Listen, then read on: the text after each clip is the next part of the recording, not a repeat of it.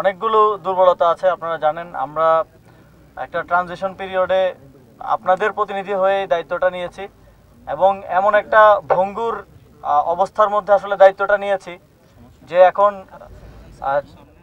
আমরা চারিদিকে শুধু সমস্যা আর সমস্যা। তবে আপনাদেরটাই সবসময় আমাদের প্রায়োরিটি।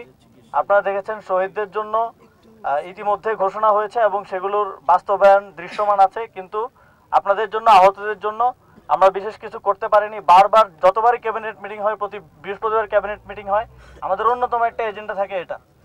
আমলাতান্ত্রিক জটিলতা থেকে শুরু করে বিভিন্ন ধরনের হসপিটালগুলোতে সিন্ডিকেট থেকে শুরু করে বিভিন্ন ধরনের অব্যবস্থাপনা যেগুলো দীর্ঘদিন ধরে চলে আসতেছিল, সেটার জন্য চিকিৎসার অনেক ধরনের সমস্যা হয়েছে আপনাদের। এগুলো আমরা সবসময় দেখছি এবং আজকেও আমি টাঙ্গাইলে ছিলাম, টাঙ্গাইলে যাচ্ছিলাম যখন আপনারা শুরু করেছিলেন, তখন থেকে আমি আর মাহফুজ ভাই আমরা দুজন টাঙ্গাইলে একটা মাওলানা ভাসানীর একটা প্রোগ্রামে গিয়েছিলাম।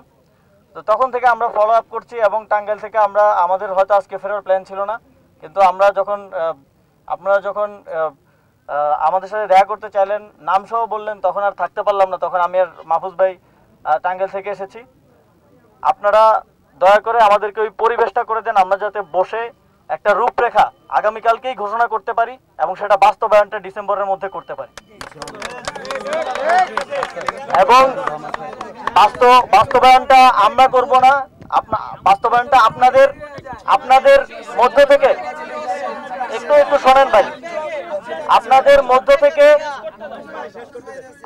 মধ্য থেকেও আপনারা প্রতিনিধি দেবেন এটা বাস্তবায়নটা মনিটর করার জন্য। আপনাদের প্রতিনিধিরা মনিটর করবে।